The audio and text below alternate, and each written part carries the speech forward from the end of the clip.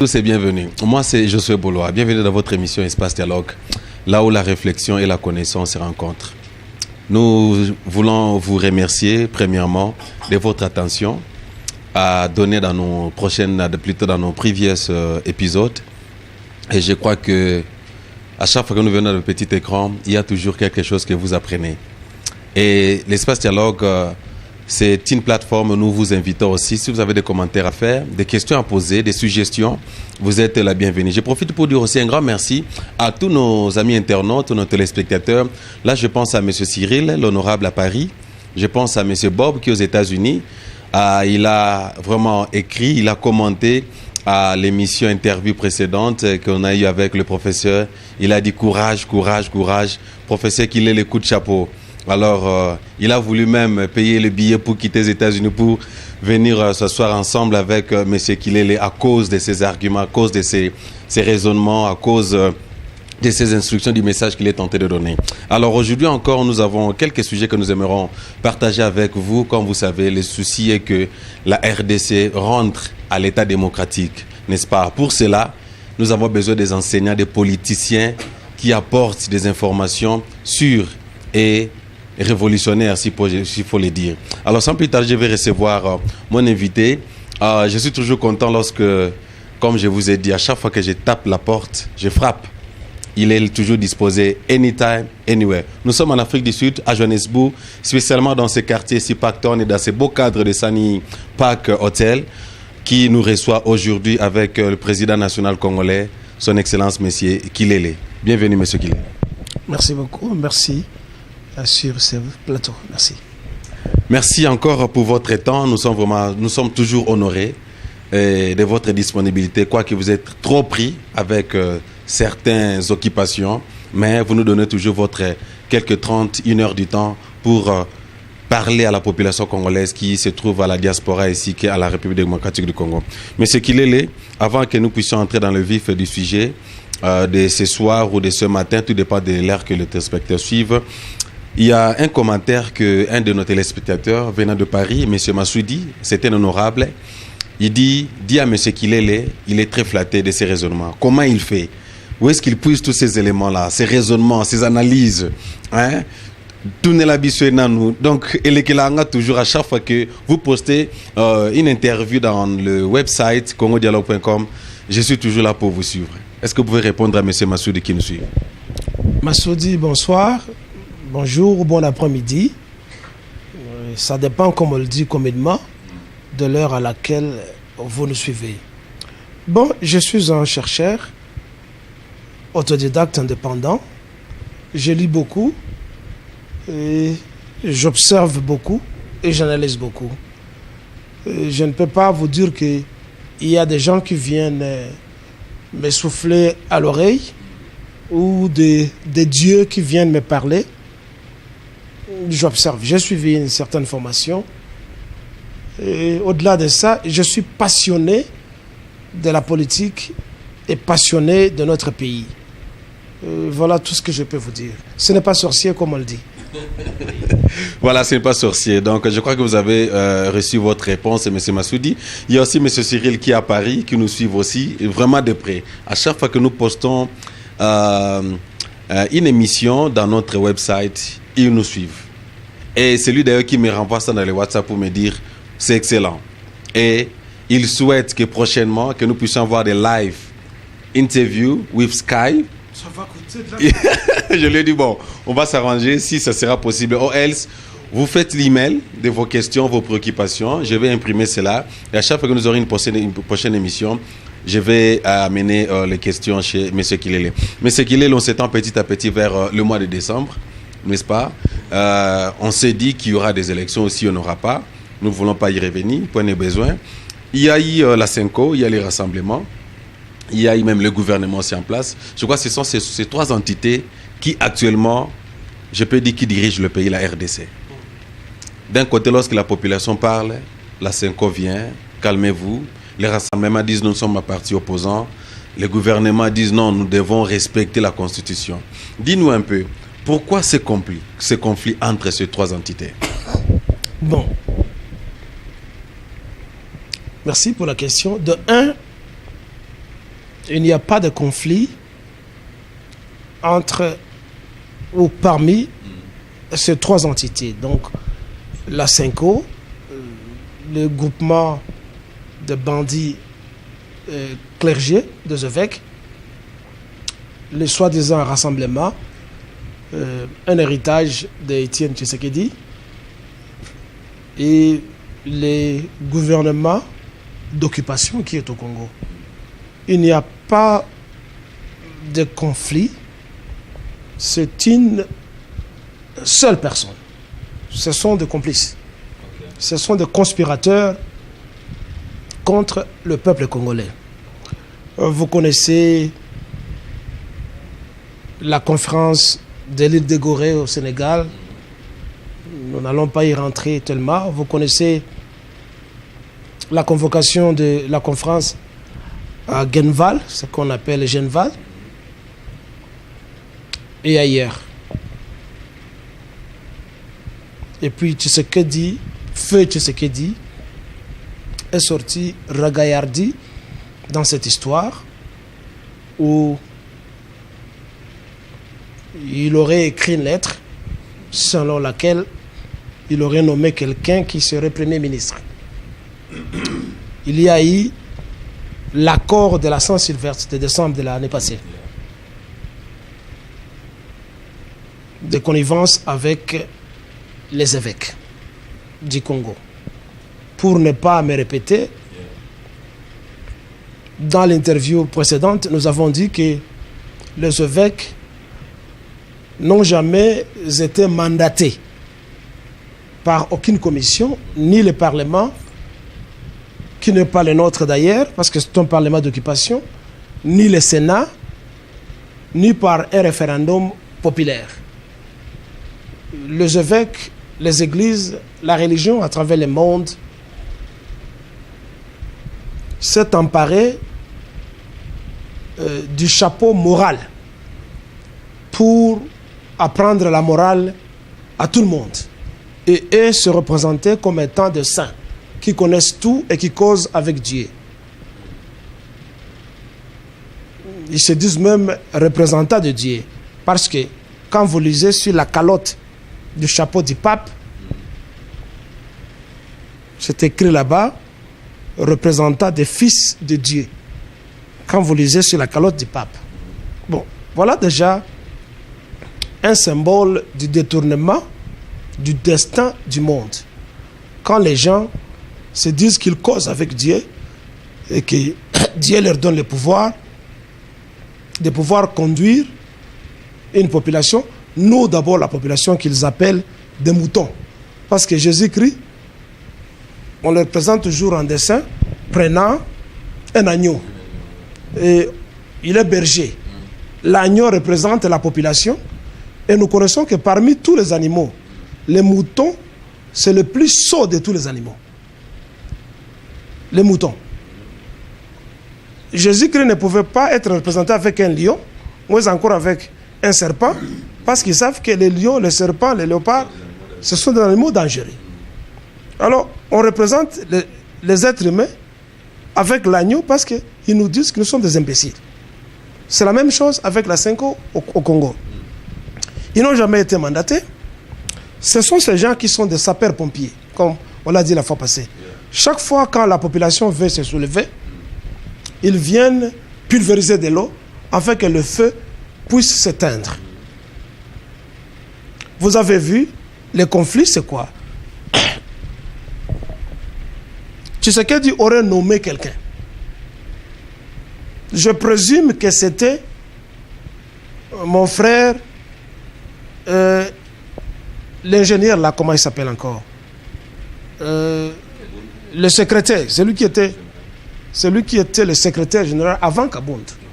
Il y avait un type du Kivu, j'ignore encore son nom, qui était allé voir Kabila et qu'on a accusé d'être corrompu. Moubake, Valentin Moubake. Valentin prétend que celui que Tshisekedi aurait nommé dans sa lettre,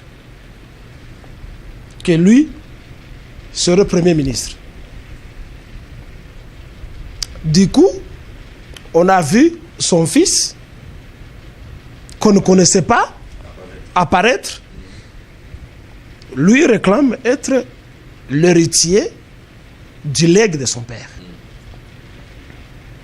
Tshisekedi aurait présenté la lettre à son complice Hippolyte Kajambere Kanambe, l'ex-président du Congo. Et que Hippolyte Kajambere Kanambe devrait nommer celui dont le nom figurait dans la lettre. C'est l'IDPS qui doit dire à la population congolaise celui dont le nom était mentionné dans la lettre, afin qu'il soit nommé Premier ministre. Mais à part ça, les mots de Tshisekedi, ce n'est pas les mots ou la lettre qu'on doit suivre. Le Congo ne lui appartient pas. Ce n'est pas sa parcelle. Le conflit alors, c'est quoi? L'accord ou les accords de Saint-Sylvestre s'étaient mis d'accord avec les soi-disant gouvernements d'occupation, parce que Kabila avait demandé qu'on lui présente, que l'IDPS, que l'opposition, le rassemblement, lui présente un premier ministre qu'il devait nommer. Mais il n'y a pas d'insulte que ça, quelqu'un dont le mandat est terminé, qui se met à nommer quelqu'un, un premier ministre qui doit présider aux destinées de tout un peuple. Et nous avons des politiciens qui veulent se faire nommer par quelqu'un qui n'est plus président. Vous voyez maintenant comment il y a une complicité entre la Senko, qui avalise par les accords de la Saint-Sylvestre le pouvoir de quelqu'un qui viole la Constitution, qui n'est plus président, mais qui se met d'accord avec lui. Voilà, nous acceptons, le rassemblement va te donner un président, un premier ministre. Entre-temps, Hippolyte Kajambere Kanambe et sa majorité jouent la carte. Tshisekedi vient de mourir. Son fils, que nous ne connaissons pas, se prétend être l'héritier. Valentin, courageusement, il va voir Hippolyte Kajambere Kanambe. Bon, Kanambe s'est dit, bon, comme ils se battent, j'ai choisi celui que j'ai infiltré dans l'IDPS. C'est Bruno Tshibala. C'était son pion qu'il avait infiltré là-bas. Pour le récompenser, il est nommé Premier ministre. J'ai dit la fois passée que sa nomination ne vient pas au hasard. Donc, il n'y a pas tellement de conflits. Et quand aujourd'hui, la Senko en appelle au soulèvement populaire, je dirais même que c'est un plagiat d'autres groupements politiques tels que la Pareco de mon compatriote que j'aime beaucoup, Mbanda, comme nous, parce que j'en avais parlé après Sun City, et ça peut se retrouver dans mes anciennes interviews où j'avais parlé de la résistance armée, la lutte armée. C'est une autre façon de parler de soulèvement populaire. Le PNC a toujours parlé de la lutte armée pour déboulonner le gouvernement en place. Donc, la Senko ne fait que plagier et elle voudrait envoyer la population à la mort. Parce que c'est elle qui a avalisé le glissement, c'est elle qui a avalisé la continuité, qu'ils mettent dans l'euphémisme de glissement, la continuité du pouvoir d'occupation au Congo. C'est la Senko, c'est ce qu'on appelle le rassemblement. Ce sont ces deux groupements qui sont des complices du gouvernement d'occupation. Donc, il n'y a pas vraiment un conflit. Il y a une bonne coopération. Parce que, en allant discuter dans cette salle, je suis sûr que les évêques de la Senko, chacun a perçu le per diem. Ils ne travaillent pas pour rien. Le per diem provenait d'où? Ça provenait du gouvernement d'occupation. Parce que Ils travaillaient de connivence afin de pouvoir maintenir ce gouvernement et que, se couvrant de la tunique de la bonne morale, la population croit en eux, que les évêques ne peuvent pas commettre d'erreur. Ce sont des représentants de Dieu. Pourtant, ce sont des bandits qui représentent le Vatican chez nous. Ce sont des gens qui ne souffrent pas comme nous. Alors la population congolaise ne doit pas se jeter dans la rue si elle n'a pas des armes, si elle n'est pas armée. Ça sera le sacrifice de la Senko et le sacrifice rituel de Vatican. Parce que le Vatican, depuis longtemps, l'Église catholique tuait les gens. Aujourd'hui, nous connaissons le terrorisme des musulmans. Les musulmans ne réagissent que contre ce que les catholiques faisaient à l'époque. Il y avait la punition de l'Inquisition dans les siècles passés. Tout celui qui ne croyait pas en Dieu, l'Église catholique les tuait, les brûlait au bûcher, les pendait. C'est aujourd'hui que l'Église catholique se calme un peu.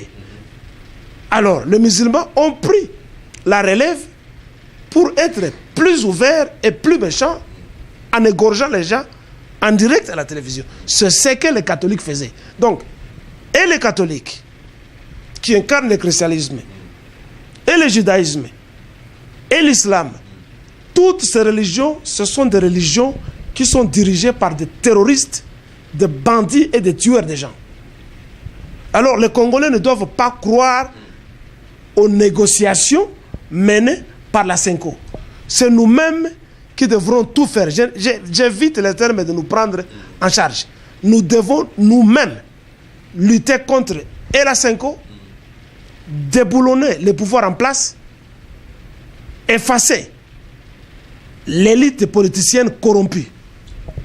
Président, merci pour vos analyses et vos commentaires. Je crois que la plupart des compatriotes qui n'avaient pas compris le scénario, comment cela s'est passé, je crois que vous aviez un peu essayé d'expliquer, d'expliciter ce qui s'est passé. Parce que dorénavant, plutôt, la Senko, après des dialogues, ils ont laissé la main à la population. Ils ont dit, on a tenté des dialogues, mais ça n'a pas tenu.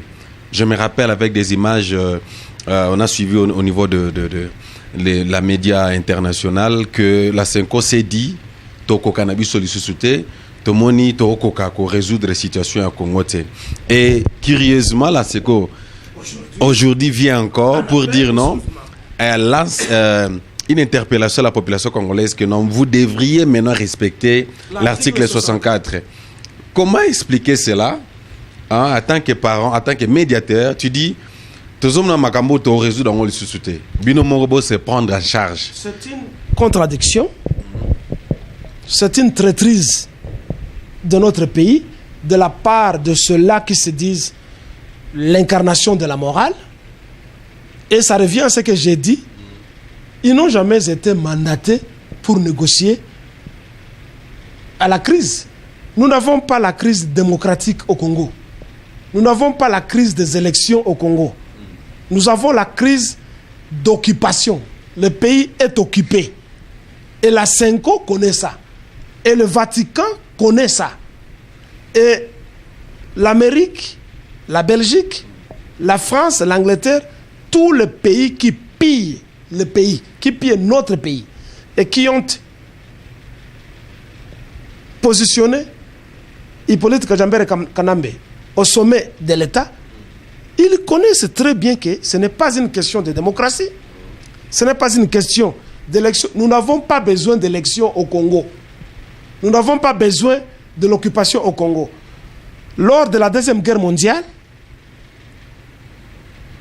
quand la France a été occupée, et certains pays européens par l'Allemagne de Hitler, qu'on nous dise quel pays qui avait organisé les élections. Est-ce que la France avait organisé des élections? La France était occupée. La France n'avait jamais organisé des élections. L'exception dans l'époque moderne, c'est en Irak, où les Américains ont imposé les élections après l'assassinat de Saddam Hussein. Mais qu'on nous dise, prenons l'exemple de l'Europe qui se prend pour modèle de démocratie et tout, qu'on nous dise quel pays qui a organisé les élections pendant la guerre, pendant l'occupation. Nous sommes occupés, nous sommes en guerre. Bon, vous voulez qu'on organise 15 élections. Donc, les élections au Congo, le dénombrement de la population, les négociations, le dialogue ne sont pas une priorité au Congo. La priorité, c'est le déboulonnage et la décapitation. Je parle de décapiter, tuer, couper les têtes des occupants et de leurs collabos au pays. C'est ce qui est prioritaire, pas autre chose. Merci beaucoup, M. Kilele. Si vous venez juste de nous rejoindre, nous développons, nous analysons, nous commentons la situation politique en RDC. La CENCO maintenant lance un appel à toute la population congolaise à respecter et à appliquer l'article 64 qui, dorénavant, la CENCO a laissé la main à la population. Prenez-vous en charge. Mais maintenant, je crois quelques 5 mois avant le mois de décembre, là où il devrait avoir les élections, la CENCO disent à la population non, on doit maintenant appliquer l'article 64 qui, bien sûr, il y aura un grand soulèvement selon l'article 64. D'un côté, de l'autre côté, le gouvernement en place cherche à s'organiser pour qu'il y ait des élections. Nous avons des informations disant qu'il y a maintenant des recrutements, on fait des scrutins, quelque chose comme ça. On se prépare pour qu'il y ait des élections. Je crois que d'ici là, il y aura des élections provinciaux, n'est-ce pas, pour voter des gouverneurs et ainsi de suite. Mais de l'autre côté, la CENCO demande à la population le respect, l'application de l'article 64. Maintenant, M. Kilele, pour que nous puissions jumper dans une autre préoccupation, notre point du jour, qu'est-ce que la population doit faire en un mot, en voyant la situation comme ça va maintenant? Faudrait-il écouter l'appel que la CENCO lance et concrètement, pratiquement, qu'est-ce que la population doit faire? Je réponds à la question. La population congolaise a toujours été une population courageuse et elle a toujours été découragée par les églises, les pasteurs, etc. La population doit se défendre. Je ne parle pas de se prendre en charge, c'est tellement euphémistique. La population doit s'attaquer aux institutions, si les institutions existent. Nous devons brûler le Parlement. Nous devons nous attaquer au Sénat, brûler le Sénat. Nous devons nous attaquer à l'élite politicienne, entrer dans leur maison et les tuer. Nous devons nous attaquer aux églises, parce que ce sont ces organisations qui nous distraient. Ces gens ne sont pas de notre côté. Et nous sommes les Bantous, nous sommes les Congolais. L'église catholique, c'est l'église qui a aidé la colonisation à pouvoir nous occuper et nous maintenir dans la situation actuelle, la situation de naïveté, la situation de paresse, de fainéantisme, la situation de clémence. Nous ne devons pas être cléments vis-à-vis des gens qui nous font du mal. La Bible que vous lisez, que nous lisons, est claire. Œil pour œil, dent pour dent.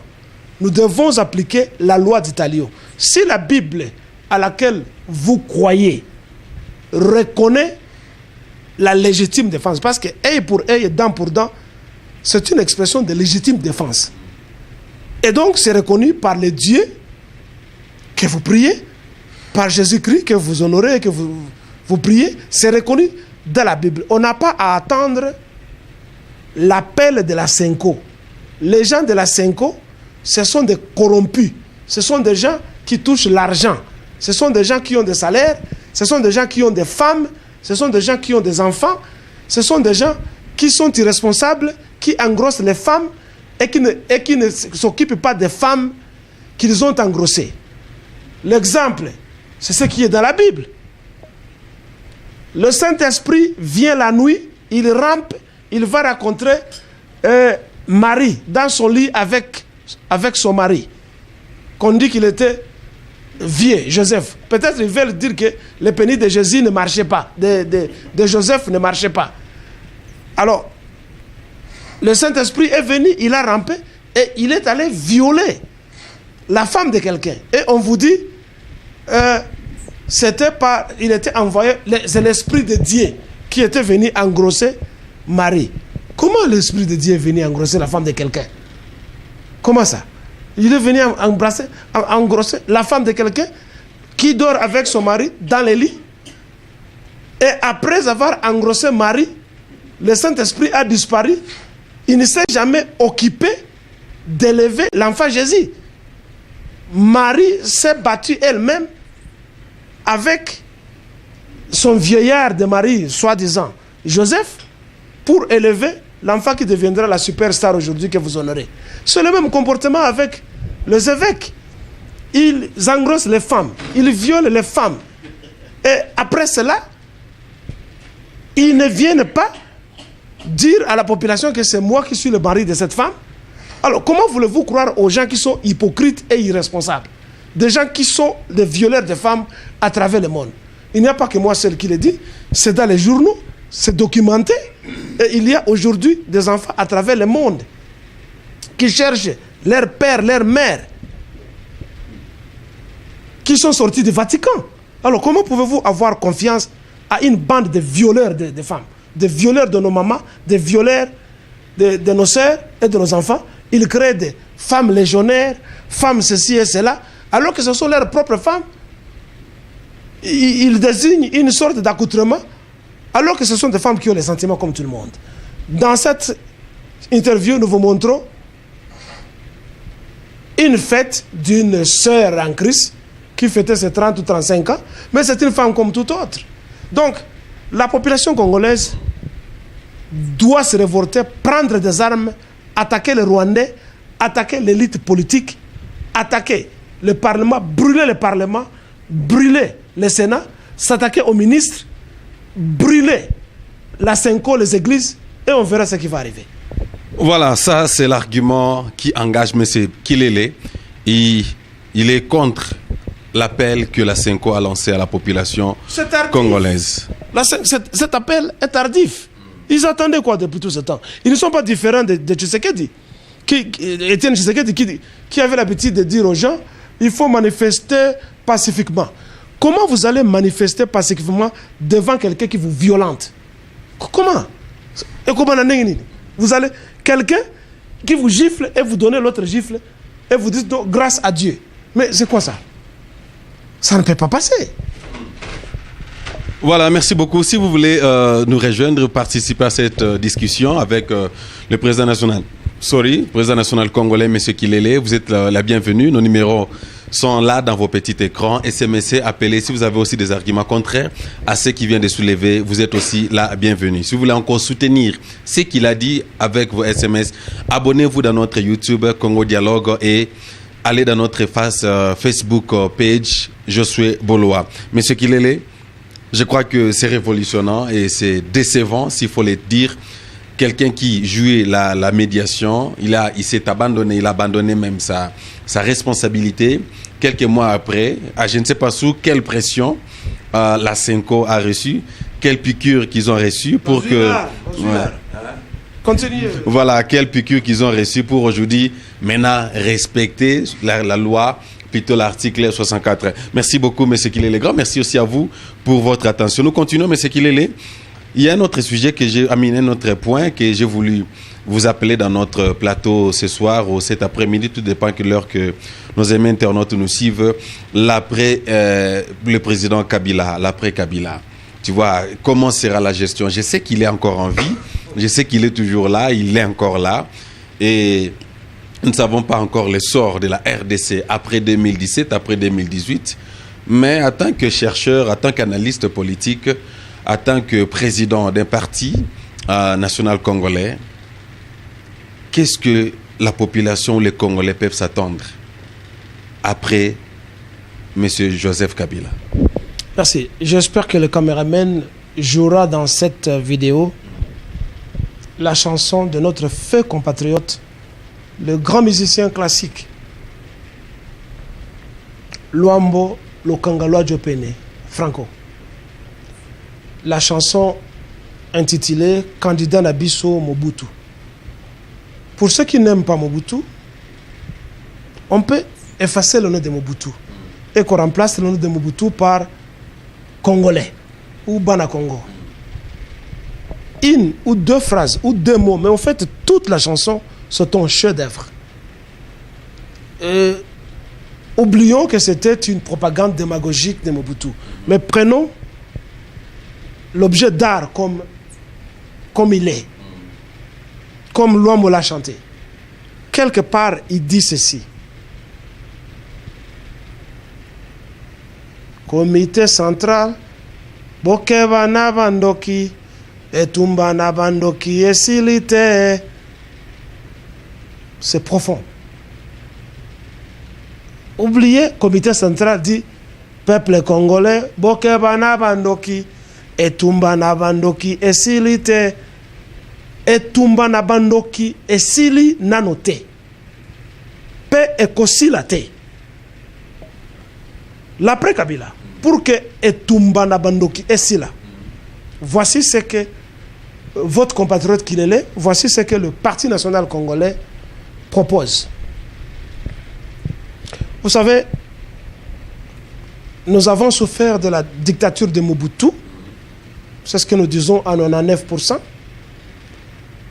Quand l'AFDEL entrait et que Kabila, Laurent Désiré Kabila, avait pris le pouvoir, nous nous sommes trompés quelque part. Et c'est le mal du noir. Le mal du noir, c'est de ne pas être capable de prévoir l'avenir. Le noir, c'est réellement le carpe diemiste. C'est quelqu'un qui vit au jour le jour. C'est une insulte, hein? Mais que cela nous réveille. Nous vivons au jour le jour.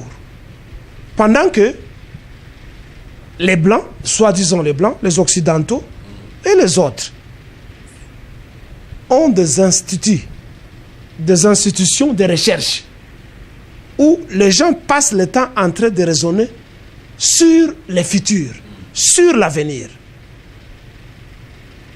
Et quand ils sortent un concept, nous rappelons cela sans savoir où tu as pu. Quand la mondialisation est sortie, tous les Congolais, les ministres, les universitaires, les professeurs ont commencé à parler. Nous sommes au coup, pendant la mondialisation, vous savez, c'est le village global, hein? It's a global village. C'est la mondialisation. Mais ils n'ont pas compris ce que c'est la mondialisation. Ils ne comprennent pas et ils ne veulent pas comprendre. Et ils utilisent ça abusivement. La mondialisation. Vous connaissez, ça provient d'où? Oh, la démocratie, le Congo doit être démocratique. Vous connaissez la démocratie sort d'où? Est-ce que l'Europe a été développée par la démocratie? Est-ce que l'Amérique a été développée? On en a parlé dans l'interview. Est-ce que l'Amérique a été développée par la démocratie? La Russie, qui fait trembler le monde aujourd'hui avec la Chine, ont-elles été développées par la démocratie? La Chine a fait 41 ans d'autarcie. La porte est fermée. Sortie de l'autarcie après la mort de Mao, vous avez affaire, comme je l'ai dit la fois passée, à un monstre. C'est une superpuissance qui fait trembler l'Amérique et les autres puissances au monde. La Russie, avec toute une série de dictateurs, Staline, Lénine, etc., Brezhnev, tout ce que vous pouvez vous rappeler. Mais la Russie, c'est une superpuissance qui fait trembler le monde. Est-ce qu'elle était démocratique? Elle n'a jamais été démocratique. Oui, elle n'a pas été démocratique. Elle a été dictatoriale pour faire travailler les gens tout en défendant le pays. Comme je l'ai dit la fois passée, je ne fais pas l'apologie de la dictature. Mais une dictature constructive, que cela vous fasse mal ou pas, les gens diront il n'y a pas une dictature constructive. Mais là, il y a des dictatures qui ont construit, qui ont défendu leur pays, là où ils sont aujourd'hui.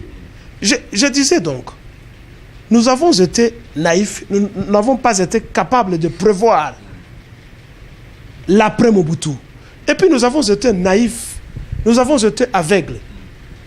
Oh mon Dieu, Mobutu est mort. Mais Mobutu nous a dit quelque chose, nous n'avons pas été attentifs. Mobutu a dit ceci.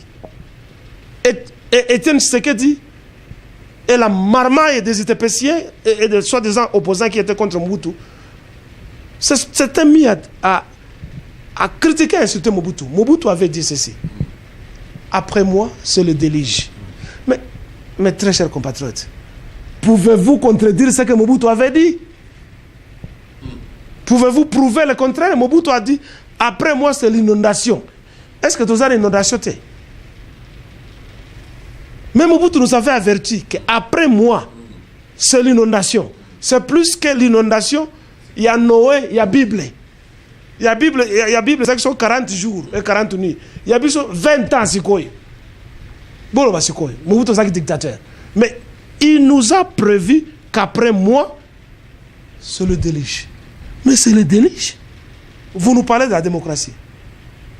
Où sommes-nous avec la sécheresse de la démocratie? Rien. Il y a le déluge. Parce que nous n'avons pas compris ce que Mobutu avait dit, parce que nous n'avons pas prévu le futur, comment gérer l'après Mobutu. Je n'ai rien oublié. Et aujourd'hui, comme il y a une lueur d'espoir qui se pointe à l'horizon, une lueur d'espoir. Je ne dis pas que Kabila, soi-disant Kabila, Hippolyte Kajabere Kanamba, est partant. Je ne dis pas ça. Nous avons toujours cet enthousiasme pendant 20 ans. À Kokende, bientôt à Kokende. Mais ça fait 20 ans, il est là. Et il met des mécanismes sur place pour faire encore 30 ans. Mais comme je l'ai dit, il y a une lueur d'espoir qui se pointe à l'horizon qu'il partirait. Mes très chers compatriotes, mes très chers bien-aimés compatriotes, si il arrivait que ce Rwandais partait, quel institut de recherche avons-nous? Quel groupe de recherche avons-nous? Quel mécanisme, quelle solution, quelles mesures avons-nous mis en place pour qu'un jour nous disions plus jamais ça? Pour qu'un jour nous disions plus et plus jamais ça. Il n'y a aucune mesure de sécurité. Nous sommes dans les danses, nous sommes dans la musique, nous inventons des danses tous les jours, c'est pas mal. Fimbo, Mpunda, et ceci et cela, nous inventons des danses tous les jours. Nous n'inventons pas de mesures de prévoyance pour gérer notre pays. Et c'est là où proviendra la balkanisation du pays, non seulement par l'envahisseur de l'extérieur, même entre nous-mêmes.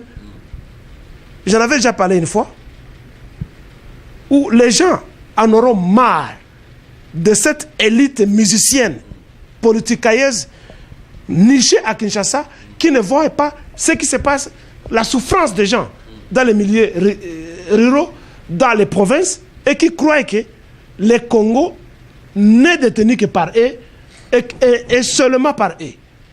Nous n'avons pas mis et nous ne mettons pas de mesures de la gestion de la chose. Nous venons, professeurs d'université, constitutionnalistes, docteurs en droit, avocats, juges,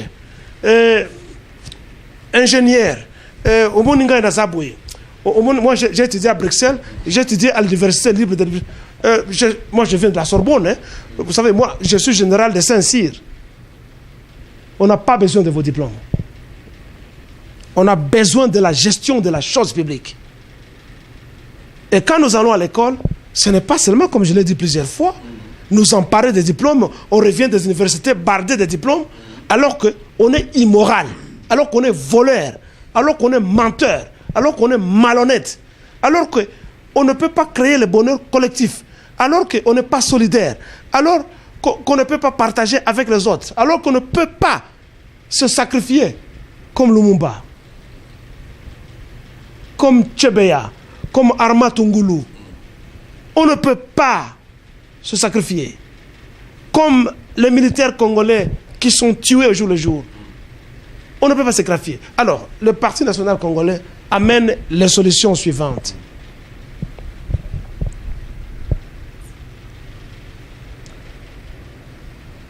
De un, Les Congolais, suivez-moi. Nous devons créer une commission à l'exemple de ce qu'aurait été la conférence nationale souveraine qui avait été sabotée par les supporters d'Etienne Tshisekedi. Parce que quand on voulait parler d'Etienne Tshisekedi, on a saboté ça. Je ne suis pas là.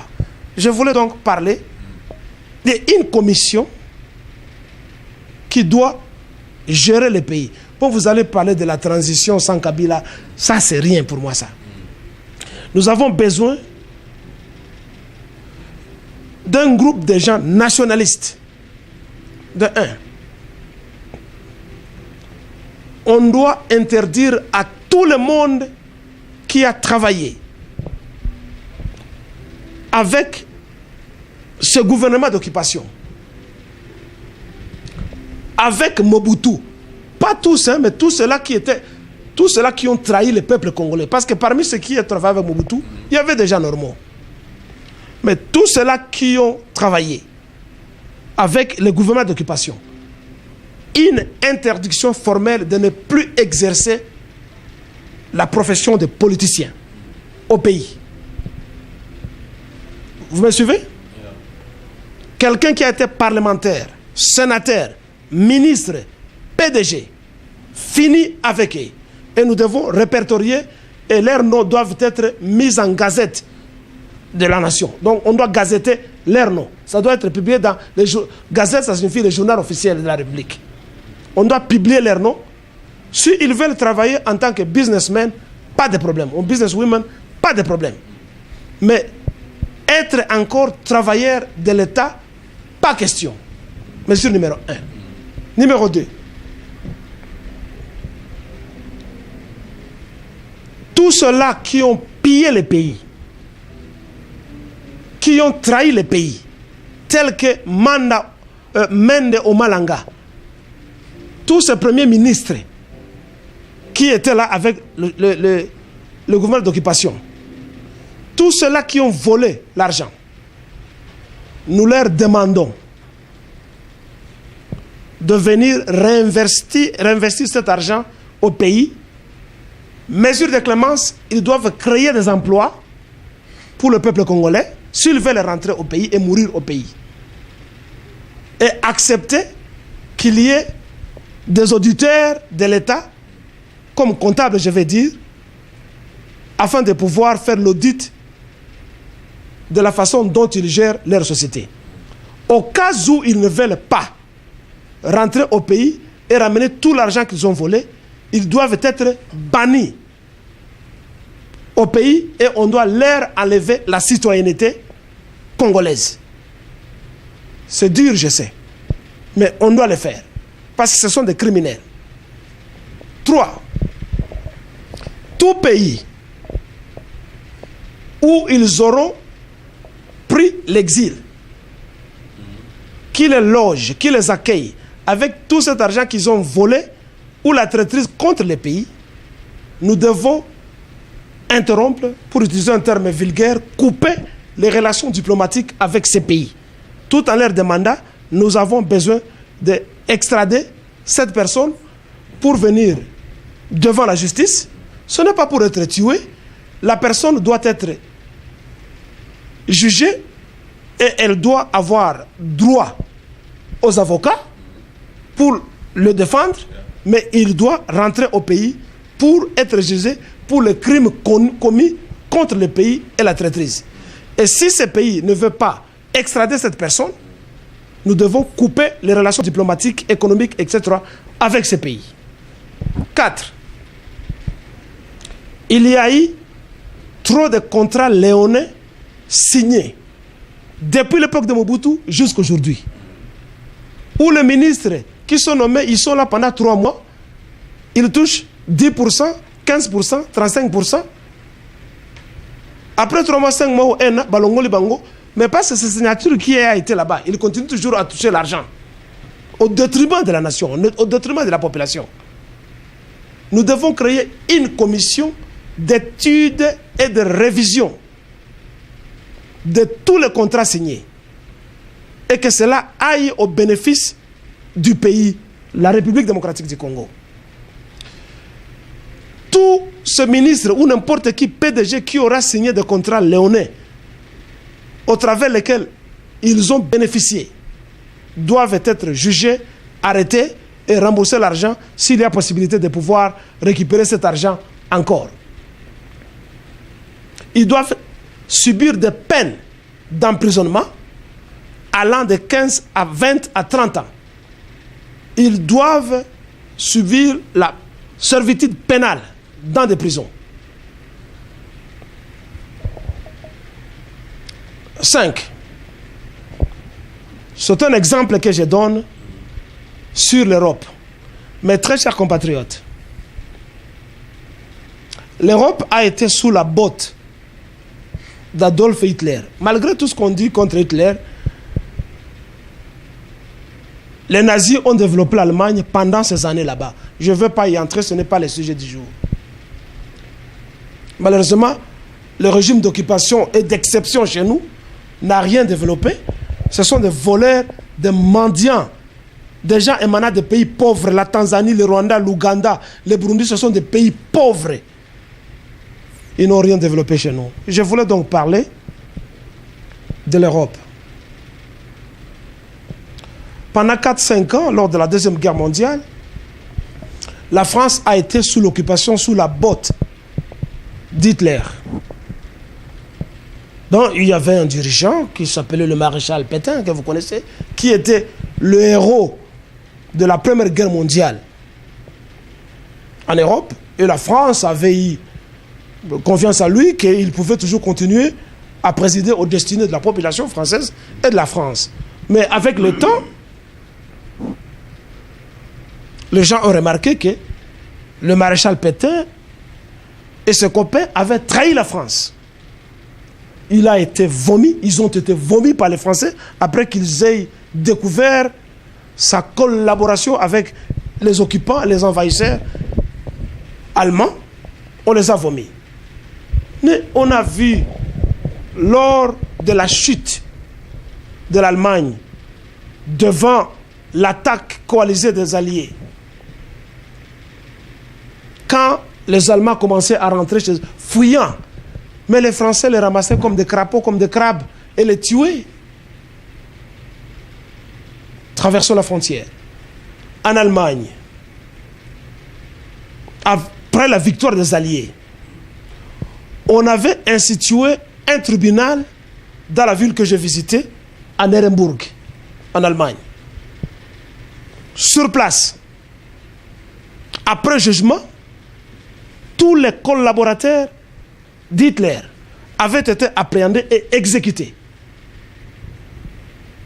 Dites-moi, très chers compatriotes, vous qui aimez l'argent, vous qui êtes corrompus, vous qui voulez vous réjouir au détriment de la majorité que nous sommes, ces exemples ne vous aident pas? Que nous avons un régime similaire, un régime d'occupation, comme le régime nazi qui a occupé l'Allemagne, qui a occupé la France, la Belgique, un peu l'Angleterre, la Pologne et d'autres pays de l'Europe de l'Est, la Yougoslavie, etc. Et que ces gens, avec l'appui des Alliés, ont puni le malfrat et le malfaiteur. Ce que nous devons faire, tous ceux-là qui ont collaboré avec le régime actuel, le régime d'exception, le régime d'occupation, nous devons les juger et les exécuter comme on a exécuté les nazis lors du tribunal de Nuremberg. Si nous ne le faisons pas, mon cher compatriote journaliste, mon cher caméraman, mon cher frère, jeune frère Fabricus, le Congo ne changera pas si nous ne prenons pas de mesures punitives contre le malfaiteur. Nous devons cesser la clémence catholique. Nous devons cesser la clémence chrétienne. Nous devons cesser la clémence religieuse. Parce que les religieux ne sont pas cléments, les religieux ne sont pas tolérants. Avec ce que la SECON fait, ce sont des gens qui portent les gants avec un couteau dedans. Et nous devons faire un effort pour ne pas porter ces gants et sortir notre couteau pour prouver que nous devons défendre la patrie. Lumumba disait, la patrie ou la mort. Et cela, il a été emboîté les pas par Thomas Sankara de Burkina Faso. C'est la patrie ou la mort. Même si ces gens sont nos frères, nos sœurs, nos cousines, ton frère a fait du mal contre le Congo. Le Congo, c'est notre bien propre. C'est notre patrimoine.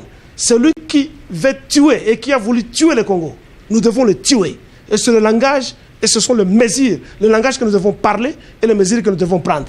Nous ne devons pas y aller copier l'exemple de l'Afrique du Sud. L'Afrique du Sud a institué la commission de réconciliation et je ne sais pas de quoi.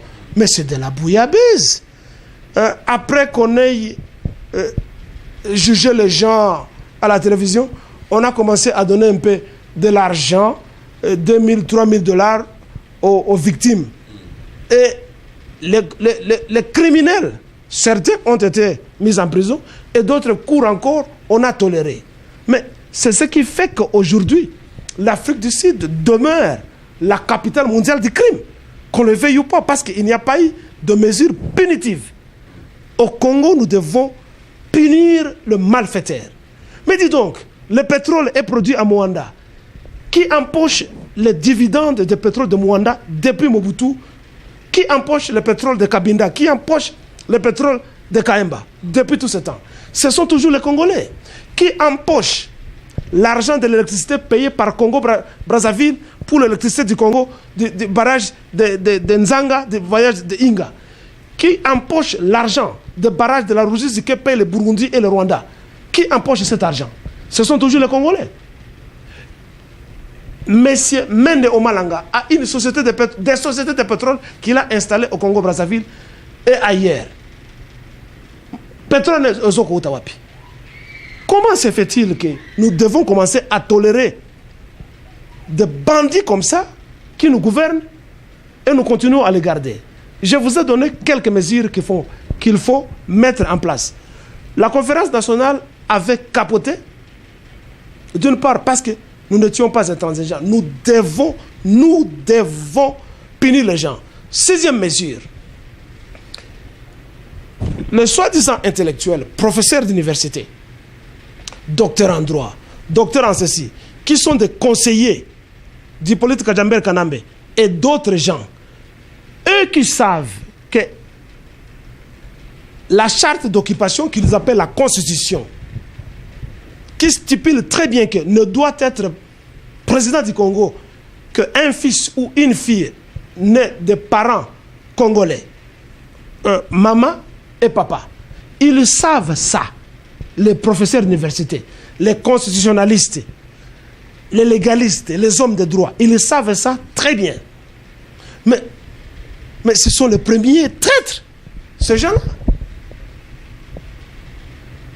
Et nous allons continuer à donner nos enfants à ces gens qui leur enseignent quoi? Je l'ai dit plus d'une fois, nous n'allons pas à l'école pour seulement arracher les diplômes. Nous allons à l'école pour apprendre certaines valeurs humaines. L'honnêteté, la personnalité,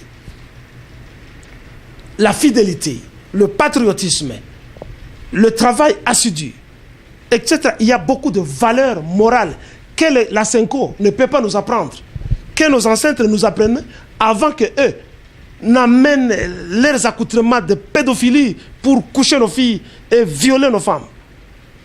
Nous allons à l'école pour apprendre de valeurs afin que nous puissions vivre dans la cohésion. Mais aujourd'hui, ils veulent chercher à hystériser les erreurs des êtres humains en nous blâmant à tous les jours quand nous allons dans des églises, comme ça la beauté, comme si eux ne font pas ça. Comme eux ne font pas ça. Alors ils ne sont pas le modèle de la cohésion sociale. Nous ne pouvons donc pas imiter ce qu'ils nous disent. Alors je disais, tout cela, ces professeurs d'université, tout cela qui se disent intellectuels, la 6e mesure est qu'on leur enlève leur chaire universitaire d'enseignants qui n'enseignent plus dans nos universités, on doit les bannir dans nos écoles, à l'école secondaire, tout comme au niveau tertiaire, qui n'enseignent plus à nos enfants parce qu'ils ne représentent aucun modèle d'intellectualisme. Qu'est-ce qu'ils vont apprendre à nos enfants? Quand un constitutionnaliste doit dire non, Kabila doit rester là-bas, parce que vous savez, avant qu'il ne quitte, il faut qu'il y ait quelqu'un qui soit élu. Mais la constitution, leur constitution, charte d'occupation est claire. Après 2 mandats, mais full camp. Mais ce sont eux qui continuent à les garder. Quel modèle ils constituent pour nos enfants, pour la population congolaise, pour l'avenir du Congo? Ce qu'il faudra faire pour protéger le Congo, on doit leur enlever leur chaire universitaire, les bannir à l'université, qui ne donnent plus cours à l'université et qui foutent le camp. Qu'ils aillent danser le ndombolo, qu'ils aillent danser avec Héritier Watanabe, qu'ils aillent danser les Mpunda, qu'ils aillent là où ils peuvent aller dans d'autres pays et non pas au Congo. Et nous devons régénérer l'enseignement avec des hommes épris du patriotisme et de la protection et de la défense de notre pays. Merci beaucoup, Président Kilele. Je crois que le temps nous manquerait à vous donner plus pour que vous puissiez un peu développer, aller plus en détail chacune de ces points que vous avez énumérés tout à l'heure là. L'après-président Joseph Kabila, qu'est-ce qu'il faut? Ça, c'était des propositions, des stratégies. Et là, je vais ajouter quelque chose. Excusez-moi d'être gourmand. Yes. 7e mesure. Les gens disent il faut to bengana barwande bazonge pena bango. Mes très chers compatriotes, to bengana bango te, to boma bango. Parce que bango bazo boma biso. Donc boko bengana Ruberwa akende. Boko bengana Bisengimana akende. Après avoir tué des Congolais, que font les hommes de droit chez nous pour ne pas juger ces gens et maintenir la peine de mort? On doit les exécuter. Donc, 7e mesure, tous les Rwandais qui nous occupent, qui sont dans ce gouvernement, nous devons les arrêter, les juger et les exécuter. Et il ne faut même pas attendre le jugement parce que Bazana Mbongo Mingi, Bakozana juge les droits de l'homme et Koya, nous devons les exécuter. C'est tout ce qu'il faut faire. Bazonga na Rwanda te. One des expressions, il y a Tshisekedi, non, les Rwandais doivent rentrer chez eux. Ils ne vont pas. Est-ce qu'ils ont chez eux? Rwanda zaya Baoutu zaya Bangote. Baoutu bazaba Bantu netibiso. Rwanda zaya Batuti. Batuti, il faut bazonga na Érythrée, il faut bazonga na Éthiopie ainsi que Baouta. Rwanda zaya Bangote. Tu vois, Rwanda na Burundi ezali ya Bantu zaya biso ba noir. Zaya Bangote. Donc oyo basara erreur ya kokota na kati ya Congo. Avec cette révolution, nous devons tuer tous ces gens-là qui sont au Congo, en commençant par Hippolyte Kajamber Kanambe. 8e mesure, nous devons avoir le droit de poursuite ou nous arroger le droit de poursuite. Ça signifie quoi? Pour ceux qui ont fait le droit, connaissent ce qu'il faut. Nous ne devons pas attendre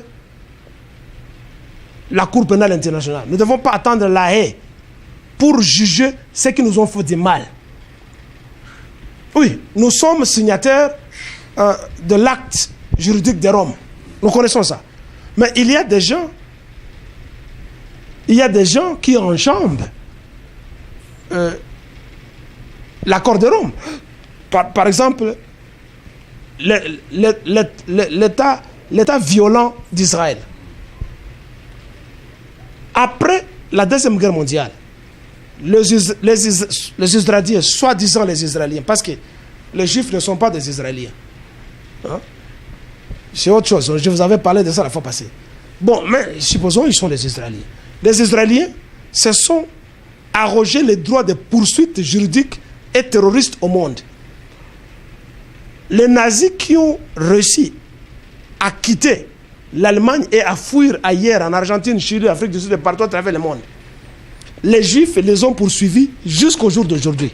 On continue à découvrir les collabos des nazis, même en Allemagne, même en France, qu'on arrête, même s'ils ont 90 ans ou 100 ans, on les amène en justice. Et d'autres, on les amène en Israël, on les pend, on les tue. Et tantôt, j'avais parlé de la cessation des relations diplomatiques avec des pays qui auront accueilli les traîtres et les criminels qui ont agi au Congo. Je vais donc dire que les Congolais, ouvrons les yeux. Makambo est aussi la terre. Partout où ceux-là qui nous ont humiliés, qui nous ont occupés, partiront, nous devons organiser un véritable service d'intelligence comme les Israéliens ont créé la Mossad. Les dépister, les débusquer partout où ils sont, les enlever et les tuer. Ce qui, Roubero en Afrique du Sud, le Congo doit casquer de l'argent pour les poursuivre partout où il va, les démasquer et les tuer. Parce que les nazis avaient commencé à subir des opérations chirurgicales, changer de figure, afin de pouvoir vivre. Tu vois, la vie, elle est belle, la vie. Tout le monde veut vivre. Hein? Mais Bango va surtout vivre.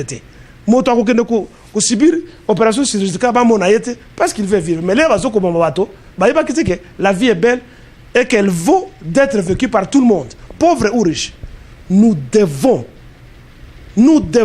créer un service d'intelligence très fort. Mon très cher compatriote Mbanda, tu es le spécialiste de ça. Créons un service d'intelligence fort pour suivre tous les malfaiteurs, tous les tueurs du peuple congolais partout. Nous les poursuivons avec ou sans collaboration avec les pays d'accueil. Casquons l'argent pour les tuer partout. C'est comme ça, mon très cher compatriote, mes très chers compatriotes, et vous, le téléspectateur, que nous aurons préparé l'après Hippolyte Kadjaber Kanambe. Ce qui te sali nengoanate. Vous avez les mêmes gens qui vont revenir. Vous verrez les mêmes Chibala, les mêmes Félix Tshisekedi, les mêmes Sami Badiban, qui étaient des frappeurs de banque en Europe. Ce n'était que des frappeurs de banque et des joueurs de cartes dans des cabarets. Nous connaissons. Les mêmes vont revenir. Ils vont nous truander comme ils nous truandent en ce moment. Et toujours nous allons les applaudir. Ceux qui ont une voiture, ceux qui ont un jeep. Et Moutounangaï. Oh, mon préso. Oh, l'honorable. Ils sont honorables en quoi? Ces bandes d'arrivistes, de parachutés de la nature honteuse. Ils sont honorables en quoi? Les gens qui ne pensent pas à la souffrance de la population. 9. Nous devons revoir notre système d'éducation. Nous voulons une éducation qui produit un Congolais responsable, un Congolais entrepreneurial, on en a parlé la fois passée, qui soit capable de créer l'emploi pour lui-même, au lieu de toujours espérer que l'État va créer l'emploi pour nous. On le dit communément, l'État est là pour sécuriser, pour créer un environnement décent afin que l'investissement vienne. Cela est vrai. Ça, ce sont des pouvoirs et des devoirs régaliens de tout un État. Nous voulons une commission d'études pour qu'il y ait plus d'écoles techniques au Congo. Pas aller nous créer des sections littéraires, sections ceci et cela. Nous avons besoin des écoles techniques, des écoles qui vont produire bateau oyo bako créer musala pour na bango pour na bateau mususu, et non pas avoir des mendiants et des spéculateurs comme les hommes de droit, parce que azokolo ba français mingi, il a gobé de définition, il va là-bas, il se dit qu'il est savant. Tu es savant en quoi? Tu sais que Dieu est mort, il n'a même pas laissé un article, il est savant. Il a inventé quoi? Nous avons besoin de maçons, nous avons besoin des électriciens, nous avons besoin des mécaniciens, nous avons besoin des agriculteurs, nous avons besoin des médecins et des infirmiers, nous avons besoin de des pharmaciens qui soient capables d'inventer des médicaments, pas des pharmaciens qui sont des vendeurs de comprimés dans les pharmacies de blancs. Pas de médecins qui sont là uniquement pour avorter les femmes. C'est tout ce que vous savez. Vous n'inventez rien. Même pas de livres, vous n'écrivez pas. Vous êtes là pour vous vanter devant les femmes qui viennent se dénider devant vous comme elles se dénident devant les pasteurs. tout, tu sida, tu Ebola. Vous n'inventez absolument rien. Des faux docteurs. Voilà. Monsieur le Président national congolais, en vous écoutant, chers téléspectateurs, je crois que j'ai laissé mon micro pendant une vingtaine de minutes pour que monsieur Kilele nous parle après Kabila. Parce que souvent, j'aime quelqu'un qui a dit, we don't need to agonize, but we need to organize. We always agonize, means we have always complaining. He must go, but we don't have a time to organize ourselves. Cela veut dire, on a souvent le temps, et c'est ce que nous faisons chaque jour, nous nous réveillons, on se rencontre dans un coin donné, vers quartier wana na Sabanzete, à Bicarbitus wana, ton aba kwe mo bo mali plus vite comment ba parlementaire debout, to complet na rakaka, to lelara lelaka. Mais tu auras tenté à s'organiser après Oyo. Suite à cela, il y a une histoire revient encore. Il y avait Joseph Kasavubu, Aleki Natanae, Lumumbaye Natanae, Mobutu régné pendant une trentaine d'années. Laurent Désiré Kabila est revenu. Aye Natanae, maintenant c'est le président Joseph Kabila. Aye Natanae, l'histoire continue. Mais on n'a pas le temps de réfléchir comme nous faisons comme ça. Qu'est-ce qu'il faut faire après? Je crois que moi je vais replay again. Je vais revoir ces vidéos, revoir encore, pour voir les points, les stratégies qui sont importantes de façon que, après Joseph Kabila, RDC Tozo Kendewabi. Président national, M. Kilele, grand merci à vous. Mais avant que je puisse vous laisser, si vous avez des commentaires, s'il vous plaît, n'hésitez pas. Hein? Nos numéros sont affichés dans vos petits écrans. Écrivez, postez-nous. Je crois que M. Kilele reviendra encore pour donner plus de détails à chaque fois que vous n'avez pas compris. M. Kilele, on va bientôt vous relâcher. Mais il y a une province de Balega.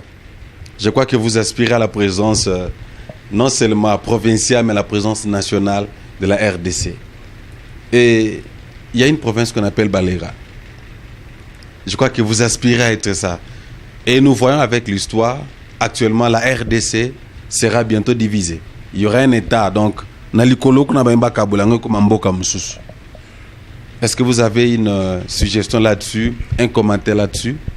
La province n'existe pas encore. Elle existe dans ma tête. Et je pense que c'est la troisième fois que je réclame ça. Peut-être un jour, je serai comme l'ancien leader nigérian de l'époque des années 70 qui s'appelait Ojukwu, qui avait déclenché la guerre de Biafra. Et voilà qu'aujourd'hui, ça revient. Hein? Et après une cinquantaine d'années, ils réclament leur État. Le Biafra produit du pétrole, mais il n'en bénéficie pas. Après le découpage illégal par un régime d'occupation du Congo soutenu par des Congolais, et produisant, je ne sais pas, 26 ou 22 provinces. C'est 26, je pense. Il y a eu une grande entité, excuse-moi, abandonnée en sursis. On ne veut pas en faire écho au pays. C'est la partie d'où je proviens. Moi, je suis Moulega. Mes propos ne sont pas tribalistes. Et je ne veux pas tribaliser le pays. Je pense que la cohésion de toutes les tribus au Congo font de ce Congo la grande étendue. Le sous-continent qui fait peur à tout le monde et le sous-continent qui est l'avenir du monde. Donc, je ne suis pas tribaliste, mais je voudrais réclamer quelque chose. Moi, je défends le fédéralisme. Bon, d'autres gens parleront de l'administration décentralisée, largement décentralisée, comme ce qui avait été commencé à l'époque avec le professeur Vondoa Tepemako, à l'époque de Mobutu, et d'autres gens avec Maître Nime Mayigdi Kaningimbi, etc. Bon, ils étaient de fervents défenseurs de ça. Moi, je parle de la fédération comme aux États-Unis, comme en Allemagne. Mais prenons le modèle des États-Unis. J'aime bien ça. Je voudrais que le Congo soit une république fédérale du Congo. Ou si vous voulez, les États-Unis du Congo. Que chaque province devienne un État. Il y en a au Nigeria. Dans les précédentes interviews, j'en avais parlé. Mais ici, je voudrais parler d'un cas plus précis. De nous, les Balégas. Les Balégas, c'est la tribu majoritaire, que vous le vouliez ou pas, au Kivu. Les Balégas occupent 5 zones. Si on doit parler des zones à l'époque de Mobutu. La zone de Chabunda, Mwenga, Walikale, etc. Il y en a 5 que nous occupons, nous, les Balégas. La zone de Chabunda, le territoire de Chabunda, d'où je proviens, d'où je suis né, est 4 fois plus grand que le Rwanda. Le territoire de Chabunda. Tu prends le Rwanda, 1, 2, 3, 4. C'est ça le Rwanda. Le Rwanda, c'est un pays, hein? Et le Rwanda, je ne sais pas combien de préfectures qu'on appelle préfectures de provinces chez eux. Comment, en découpant les provinces, on n'a pas prévu une province de Baléga? Mais que cela soit, parce que c'est nous qui occupons cette surface. C'est les Balégas qui occupent les 5 ou les 4 territoires.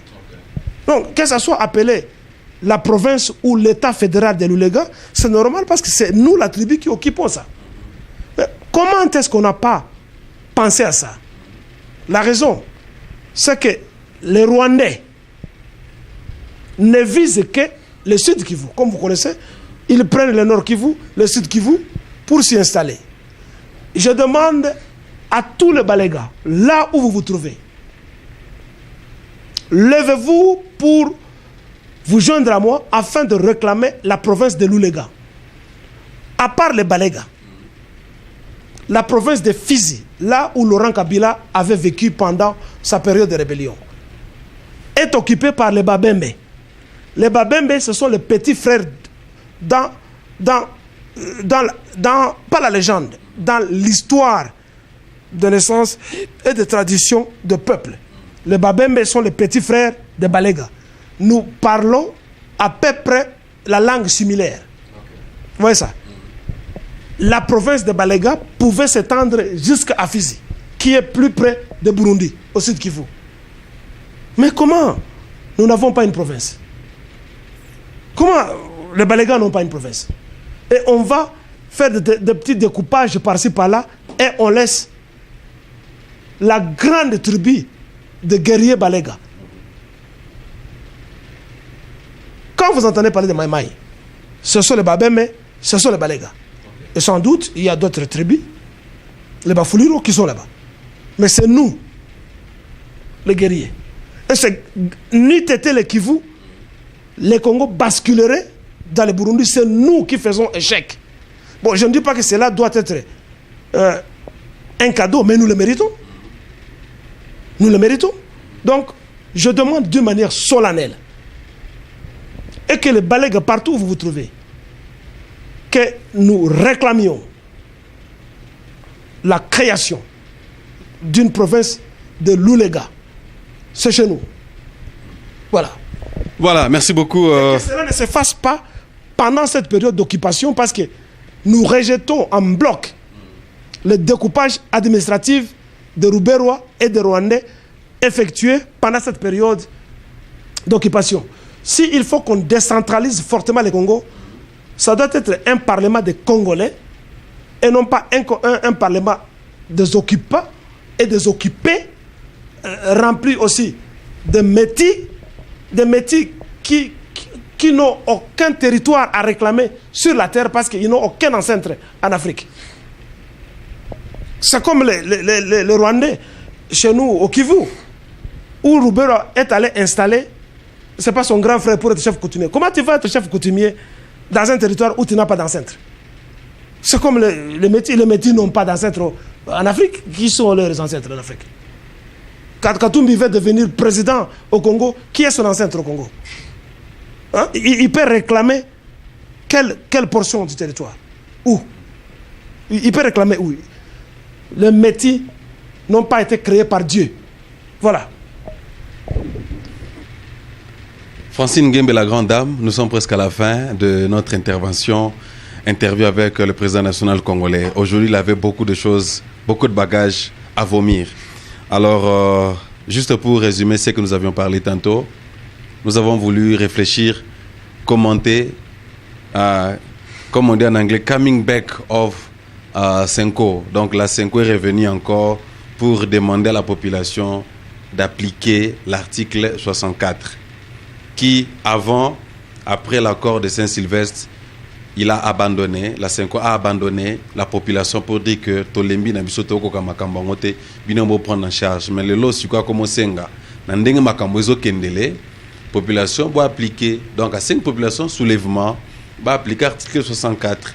Et nous avons aussi voulu discuter l'après Kabila parce qu'il n'y en a pas beaucoup de gens qui ont pu penser, qui ne pensent même pas à cela. On est tous focalisés aux élections, il n'y aura pas aux élections ou pas, il doit partir, il ne doit pas partir.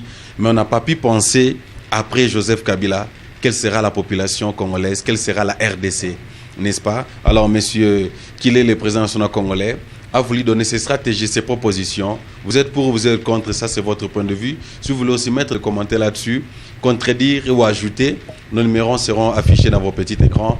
N'hésitez pas à pouvoir nous contacter. Monsieur Kilele, un grand merci pour votre temps.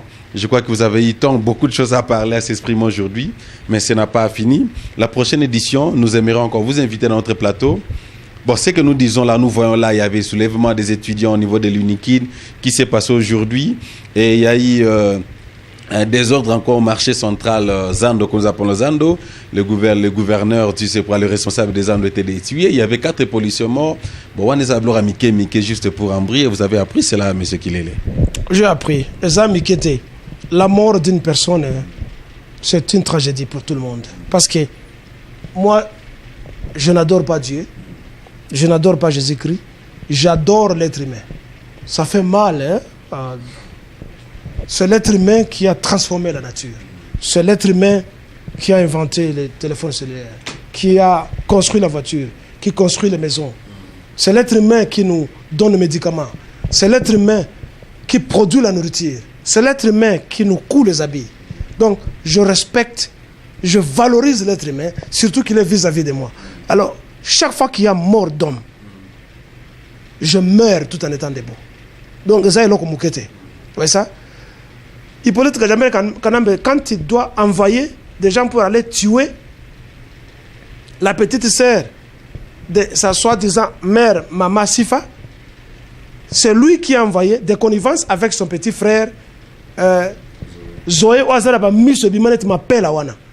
Tu vois ça? C'est parce qu'elle lui a refusé un marché, c'est ainsi qu'à Tindeli Bateau, pour aller tuer cette femme là-bas. Nous connaissons tout. Nous demandons aux étudiants de ne pas se faire tuer au nom de la Senko, au nom des rassemblements, comment on appelle cette histoire, que Tshisekedi a laissé, au nom du gouvernement d'occupation. Vous devez vous soulever en tant que patriote, ne pas jurer au nom de ces organisations. Toutes ces organisations, c'est la même personne. C'est comme c'est Hippolyte Kagame, c'est Moïse Katumbi, c'est Félix Tshisekedi, c'est la même, c'est Kamere, c'est la même personne. Bako Sabinote. Donc quand vous y allez, quand vous voulez manifester, faites-le par patriotisme et non pas au nom d'une certaine organisation, soit dite défendant on ne défendra jamais les droits du peuple congolais. Jamais on ne le fera. On nous en veut. Le Congo, c'est une très belle femme que tout le monde veut coucher. Nous devons nous défendre. C'est tout ce que nous sommes. Nous devons tout faire pour nous défendre. Ce n'est pas la Senko. Ce sont des mendiants, ce sont des gourmands, ce sont des pédophiles. Ce sont des agents de services de sécurité internationaux. Ces gens-là. Faisons-le pour l'amour de nous-mêmes, pour l'amour de nos ancêtres, pour l'amour de nos générations à venir, pour le souvenir de Lumumba, pour le souvenir de Kassavubu, pour le souvenir du patriote politicien Kimbangu qui n'était pas un chrétien. Il ne faut pas polluer la mémoire de Kimbangu avec la Bible parce que Kimbangu n'a jamais été un chrétien, il n'était pas ami de Jésus-Christ, Il était un nationaliste congolais comme Nzinga Kouvou.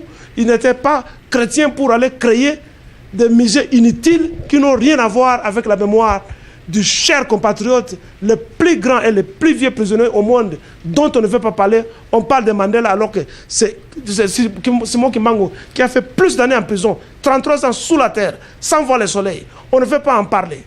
Nous devons le faire pour le sang de Tungulu, pour le sang de Tchébéa, pour le sang de tous les Kivu, pour le sang de tous les Congolais qui meurent au jour le jour. Nous devons déboulonner le pouvoir en place, afin que nos générations à venir puissent un jour dire que nous nous sommes levés et que nous leur avons légué une patrie et non pas demeurer avec des danseurs, des politiciens et des fumeurs de chanvre. Le Congo de Lumumba vivra. Ça, c'était le message de la fin pour cet épisode, venant de monsieur, son Excellence Président national du Congo, Parti national du Congo, monsieur Kilele. Moi, je suis à la fin. La conversation va toujours continuer. Je suis Bolo à Facebook, YouTube, Congo Dialogue, website www.congodialogue.com. Si vous avez aimé cette émission, les propos émis dans cette émission engagent que mon invité, qui est le président national congolais. Vous avez suivi ses ambitions, ses projets d'avenir concernant la République démocratique du Congo. Grand merci à toute l'équipe technique. Jean-Marie Poupa qui a été à la réalisation. Grand merci aussi à toi, la grande dame Francine Ngembe. Grand merci à vous aussi, président national congolais, monsieur Kilele, pour votre temps. On est toujours instruit à chaque fois que vous ouvrez la bouche pour défendre la nation congolaise et éclairer les compatriotes qui sont au pays ainsi qu'à la diaspora. On va se retrouver à la fois prochaine. Appelez, commentez. Si vous voulez encore, il revienne encore. Nous allons encore l'inviter dans notre plateau. S'il y a des sujets que nous n'avons pas encore soulevés, écrivez-nous comme vous avez l'habitude de les faire. Monsieur Bob aux États-Unis, Papa Cyril en France, et continuez toujours à nous soutenir. Vous aussi, vous pouvez aussi faire partie. Si vous avez aimé cette émission, il y a plein de formations socioculturelles dans notre YouTube channel Congo Dialogue. Grand merci à vous tous. La RDC, vouloir ou pas, sera sauvée et rentrera à son état démocratique. À la fois prochaine. Merci. Bye.